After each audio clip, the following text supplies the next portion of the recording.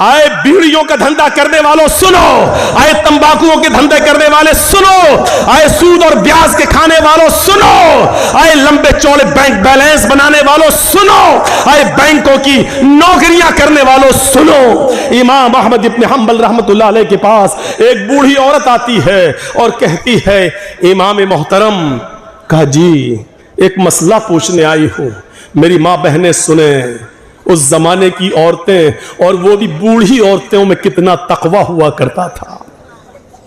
कहा इमाम साहब मैं चरखा चलाती हूं, चरखा तो जानते हैं ना, मैं चरखा चलाती हूं, दूसरे लोग अपना सूत दे जाते हैं धागा, मैं उसको बना के फिराती हूं और उनसे मजदूरी लेती हूं, कभी दिन में और कभी ओवर टाइम करती हूं तो रात में भी चलाती हूं।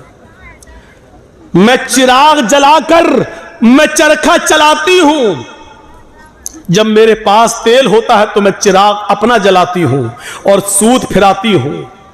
इमाम साहब उसकी मजदूरी में लेती हूं। कहा इसमें बुराई क्या है? कहा मैं ये नहीं पूछने आई हूं कि बुराई क्या है, मैं ये पूछने आई हूं कि कभी कभी मेरे पास चिराग जलाने के लिए तेल नहीं होता है। अच्छा तो मैं सोने के लिए बिस्तर पर जाना चाहती हूं, लेकिन देखती हूं कि पड़ोसी के घर में चिराग जल रहा है और उसके घर के चिराग की रोशनी मेरे आंगन में आ रही है। मैं अपना चरखा लेकर उस आंगन में बैठ जाऊं और उस पड़ोसी के घर से जो चिराग जल रहा है, मैं मांगने नहीं गई उसकी रोशनी, लेकिन उसकी रोशनी ऑटोमेटिक मेरे घर में आ रही है। अगर मैं उसके चिराग की आने वाली रोशनी में अगर सूत फिरा लूं और चरखा चला लूं और ये चलाकर मैं अपने मालिक से उसकी मजदूरी ले लूं, तो ये कमाई मेरे लिए हराम तो नहीं होगी? मेरे लिए ये मजदूरी हराम तो नहीं होगी? मैंने चोरी नहीं की है, मैंने उससे चिराग में का तेल नहीं मांगा है, उसके घर में चिराग जल रहा है और उसकी रोशनी मेरे घर आ रही है, उसकी रोशनी मेरे घर आ रही है। अगर मैं उसकी रोशनी में सूत फिरा लूं और इसकी मजदूरी में ले लूं तो ये मेरे लिए हराम तो नहीं होगी? ये खाकर कहीं मैं अजाब कब्र की मुस्तहिक तो नहीं बनूंगी, कहीं मैं जहन्नम में तो नहीं जाऊंगी? अहमद इब्न हंबल रहमतुल्लाह अलैह फरमाते हैं, खातून मां तेरे सवाल ने अहमद इब्न हंबल के इल्म को आज शर्मिंदा कर दिया। काबे के रब की कसम, तेरे इस मसले का जवाब अहमद इब्न हंबल के पास नहीं है। कहने लगी, इमाम साहब फिर आपसे बड़ा आलिम इस बस्ती में कोई है ही नहीं, फिर मैं ये किससे मसला पूछूं? उन्होंने कहा, सुन मेरी मां, जहां तक कयास का नतीजा है, कयास का तकाजा है, तो जहां तक मेरा इल्म है, मैं उस इल्म की रोशनी में कयास लगाकर अंदाजे से ये कह सकता हूं कि इसमें कोई हर्ष तो नहीं लग रहा है। क्यों? क्योंकि तू मांगने नहीं जा रही है, वो अचानक आ रही है। तेरे घर में भी दीवार नहीं है और उसके घर में भी कोई दीवार नहीं है और उसके चिराग की रोशनी आ रही है तेरे घर, तो इसमें तेरा क्या कसूर है? बज़ाहिर तो इसमें कोई बुराई नहीं लग रही है, लेकिन अगर तुम्हारा दिल आमादा नहीं है तो मेरी मां इससे भी बच जाओ तो बेहतर है, इससे भी परहेज कर लो तो बेहतर है, इससे भी, क्योंकि वो है तो दूसरे ही की रोशनी, है तो दूसरे ही की रोशनी, बहरहाल अगर तुम इससे भी परहेज कर लो तो ये ज्यादा बेहतर है तुम्हारे। जब वो औरत वहां से जाने लगी बुढ़िया, तो इमाम अहमद इब्न हंबल ने लोगों से पता लगवाया कि ये किसकी बेटी है, इसके बाप का क्या नाम था। बताया होगा किसी ने कुछ जो मेरे जहन में नहीं रहा। अहमद इब्न हंबल फरमाते हैं कि आज के जमाने में ऐसी बूढ़ी औरतें मौजूद हैं, जरूर इसका बाप कोई आलिम कुरान होगा, आलिम हदीस होगा, क्योंकि ऐसी तरबियत अपनी औलाद के अंदर कोई बड़ा आलिम ही पैदा कर सकता है। बुढ़ापे की इस दहलीज पर पहुंचकर भी इस औरत की हालत यह है, इस बुढ़िया की हालत यह है कि पड़ोस से आने वाली रोशनी में भी, उस चिराग की रोशनी में भी चरखा चलाने के बारे में सोच रही है कि ये चरखा चलाएंगे तो ये कमाई मेरे लिए हलाल होगी या हराम।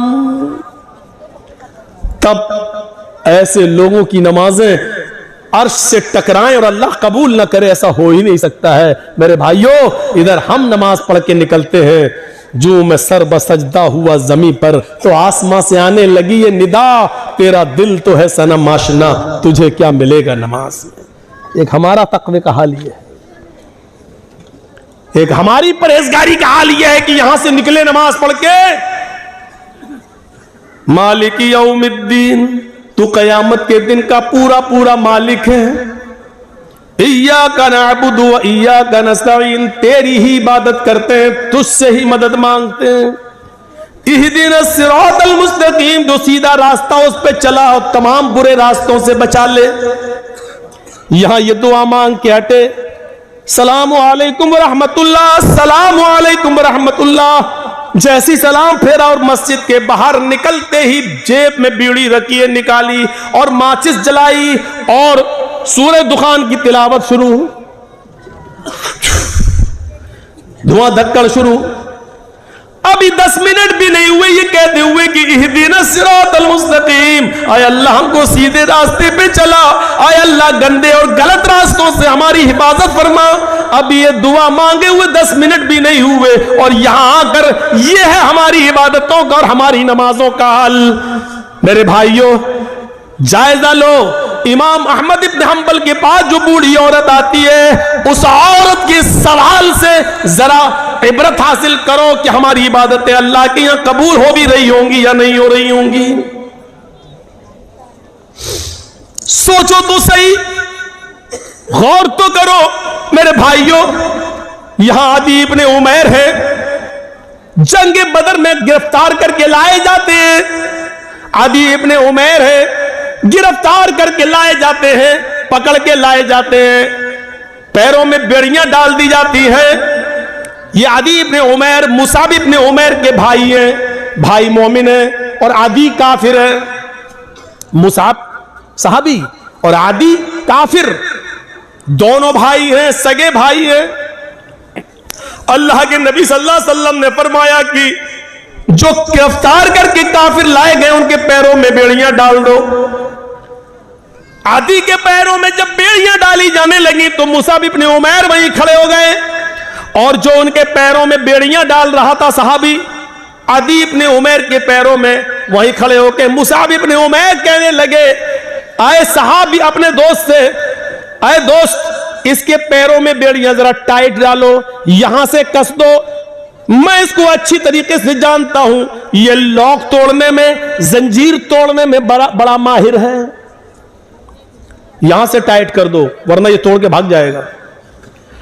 जब मुसाब इब्ने उमैर ये कह रहे थे कि इसके पैरों में यहां से टाइट करो, यहां से टाइट करो, यहां से लॉक लगाओ, तो आदि इब्ने उमैर को इतना गुस्सा आ रहा था कि मारे गुस्से के आदि चीख पड़ा, आए मुसाब तुझे शर्म आनी चाहिए, तू उसी उमैर का बेटा है जिसका बेटा मैं हूं, तेरी रगों में उसी बाप का खून तोड़ रहा है जिसका खून हमारी रगों में तोड़ रहा है, लेकिन आज तुझे भाई कहते हुए शर्म आ रही है। तेरी गैरत कैसे गवारा कर रही है कि तेरी आंखों के सामने तेरे सगे भाई के पैरों में बेड़ियां डाली जा रही हैं और तू देख रहा है खड़े होकर, और देख ही नहीं रहा है बल्कि मशवरा दे रहा है कि यहां से टाइट करो। थूकता हूं तुझ पर भाई कहते हुए, शर्म आती है तुझे। इधर मुसाब इब्ने उमैर कहते हैं, चुप, खामोश, तू भाई है मेरा? नहीं, तू मेरा भाई नहीं है। आदि कहता है, क्या उमैर तेरा बाप नहीं है? क्या मेरी मां तेरी मां नहीं है? क्या उमैर का खून तेरी रगों में नहीं दौड़ रहा है? क्या मेरी मां का दूध तेरी रगों में खून बनकर नहीं दौड़ रहा है? जवाब दिया, उमैर मेरा बाप है, ये सच है। तेरी मां मेरी मां है, ये सच है। तूने और मैंने एक ही मां का दूध पिया है, ये भी सच है। तेरी और मेरी रगों में एक ही बाप का खून दौड़ रहा है, ये भी सच है। लेकिन ये सच नहीं है कि तू मेरा भाई है। जानता है मेरा भाई कौन है?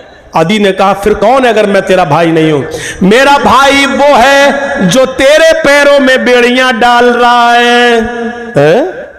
ये तेरा भाई है? हाँ, इसलिए कि मेरे भाई ने कलमा पढ़ा है, अशहदु अल्ला इलाहा इल्लल्लाह व अशहदु अन्ना मुहम्मदन अब्दुहु व रसूलुहु। बुखारी शरीफ की हदीस के इस वाक़े से हमें यह पता चलता है मेरे भाइयों कि इस्लाम लाने के बाद, ईमान कलमा पढ़ने के बाद, ला इलाहा इल्लल्लाह मुहम्मदुर रसूलुल्लाह का इकरार करने के बाद, इस्लामी रिश्ते से कलमे की बुनियाद पर अपने साथी की जो इज्जत होती है वो फिर सगा भाई भी वो दर्जा नहीं रखता है। क्या जवाब दिया? खूनी रिश्ते को कुर्बान कर दूंगा, लेकिन कलमे की बुनियाद पर ये मेरा भाई है, इस रिश्ते को मैं कुर्बान नहीं करूंगा। आए आदि, तू मेरा भाई नहीं, मेरा भाई वो है जो मेरे पैरों में बेड़ियां डाल रहा है, इसलिए कि इसने कलमा पढ़ा है, अशहदु अल्ला इलाहा इल्लल्लाह व अशहदु अन्ना मुहम्मदन अब्दुहु व रसूलुहु। इस कलमे की बुनियाद पर ये मेरा भाई है, तू भाई नहीं है। ये होता है इस्लामी रिश्ता। और इस्लामी रिश्ता इतना अहम होता है कि उसके लिए खूनी रिश्ते को कुर्बान कर दिया जाता है। अरे कम से कम उतना ही करो जो अपने लिए पसंद करो, वो अपने भाई के लिए पसंद, अपने मुसलमान भाई के लिए पसंद कर लो, यही काफी है। इतना ही करो आज के जमाने में। सईद इब्ने जुबैर को हज्जाज इब्ने यूसुफ की पुलिस ढूंढ रही थी। सईद इब्ने जुबैर को हज्जाज इब्ने यूसुफ की पुलिस ढूंढ रही थी। हुक्म था उसको पकड़कर जिंदा मेरे पास लाओ, उसको कत्ल किया जाएगा। सईद इब्ने जुबैर बड़े नेक आदमी थे, लेकिन हज्जाज इब्ने यूसुफ ने बड़े नेक लोगों को ही कत्ल किया है। एक एक करके न जाने कितने सहाबा को उसने कत्ल किया है। हज्जाज इब्ने यूसुफ ने सईद इब्ने जुबैर को पुलिस ढूंढ रही थी, पुलिस तलाश कर रही थी, लेकिन सईद इब्ने जुबैर किसी के हाथ नहीं लग रहे थे। रात को वो बहुत सी दूरी तय करके हज्जाज इब्ने यूसुफ की सल्तनत से निकलना चाह रहे थे, उसके मुल्क से बाहर भागने की कोशिश कर रहे थे ताकि मेरी जान बच जाए। लेकिन रात का वक्त था, अंधेरे में फायदा उठाकर वो जाया करते थे, और जब सुबह होती थी तो कहीं पनाह ले लिया करते थे ताकि हज्जाज इब्ने यूसुफ की पुलिस हमको न पकड़ ले। एक दिन रात को इशा की नमाज के बाद किसी मुसलमान के घर वो खाना खाने के लिए रुके थे।